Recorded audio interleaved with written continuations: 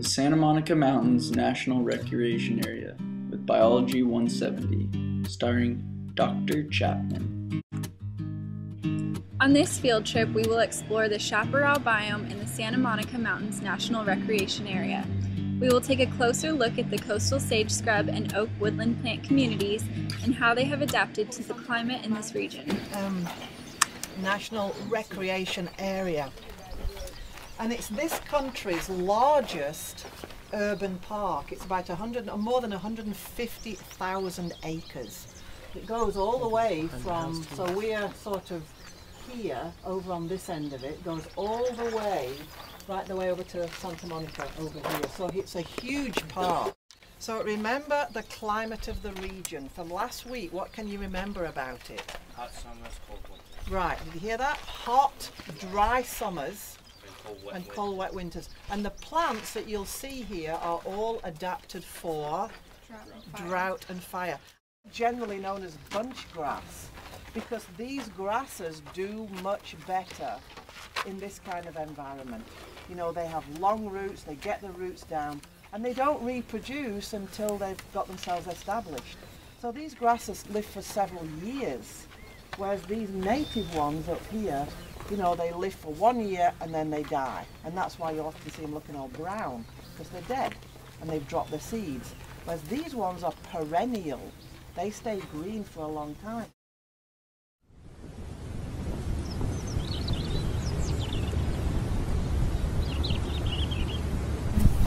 Riparian corridor. Because if you look down there, okay, and the corridor is very different. On the right side, it's very different to the left side, isn't it? Mm-hmm. Yeah. So what does this idea, this riparian word mean? Anybody heard that word before? This is the riparian side over here, actually. The one that has more trees. More trees, which means more water. More water. So again, there's a little drainage area. So this side of this corridor has a lot more water than over on the hillside over here. So anybody know what this is? It has long leaves like the eucalyptus trees, but it's a tree that commonly grows near a water. This is a willow. A willow. And you see how it's really bendy like this? The other interesting thing about this is it contains a compound that they put into aspirin. Its genus is Salix, and they extract a compound from it that they use to make aspirin.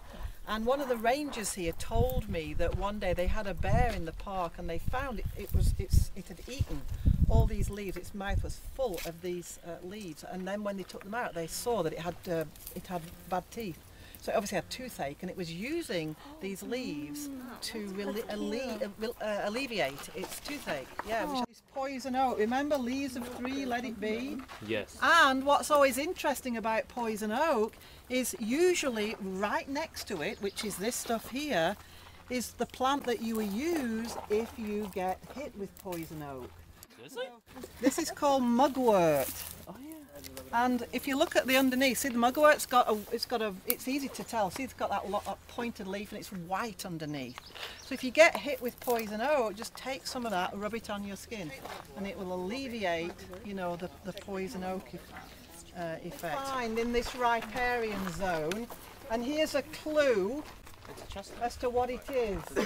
And notice the leaves are very different. Full of chestnuts. The leaves are actually, that is one leaf. It's the only reason so it's made up of leaflets. So that's how you recognise it. It's got leaflets, and that's its fruit.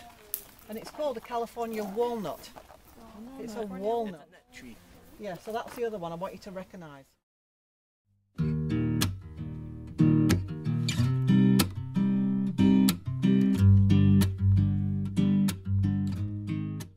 Non-native grass. It's all mostly wild oat, which is left over from the ranching days. Can you see where the cattle grazed up to? But just by looking. Yeah. How do you know? The shrubs. Yeah, see where there's an actual line, isn't there? See the line? So that's obviously where the old fence was, and the cattle were excluded from there. So this area here was where they grazed. and it should look like it should be shrubs, not grasses. The native vegetation is all gone, which is why they're trying to restore it.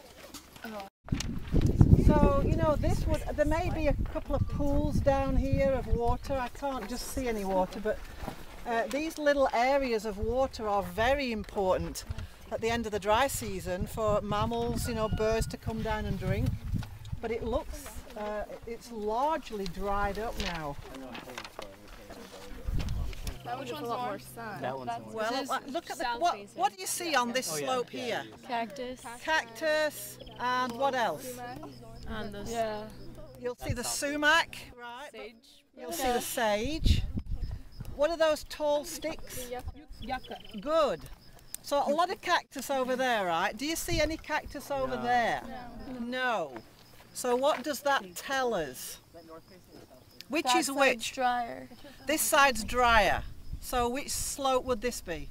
South. Good. This is a south-facing slope, and this is a north-facing slope. Is the vegetation different?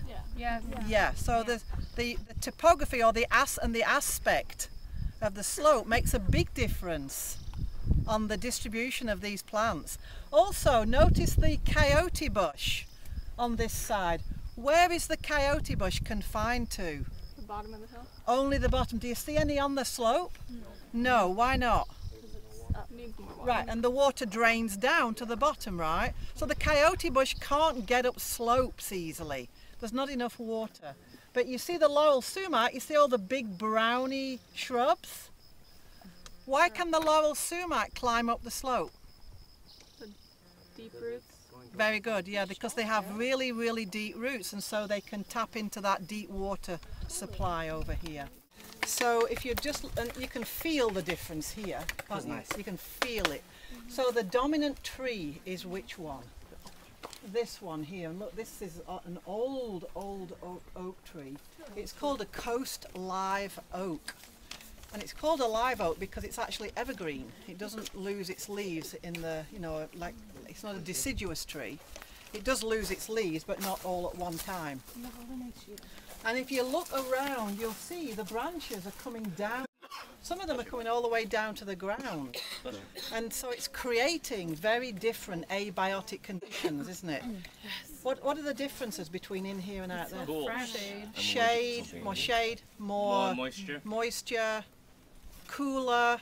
And so because of those different abiotic conditions, we've got a completely different community right under this tree. We've even got leaf litter now. You know, this leaf litter will break down, there's more nutrients, therefore we get a whole different community of plants. And you'll see under here, this whole woodland area is very, very different. Here we'll have poison oak, we'll have some what looks like gooseberry there, blackberry over there, and it just, you know. As you have seen, the Santa Monica Mountains National Recreation Area is home to a diverse ecosystem. From the dry south-facing slopes dominated by the coastal sagebrush to the cool oak woodlands, these areas are each unique and significant in their own ways. Development and urbanization create a large impact on the environment. To protect these areas, we must understand the impacts that our everyday activities have on our surrounding environment. Thank you for coming along with us on this hike and learning about the Chaparral Biome.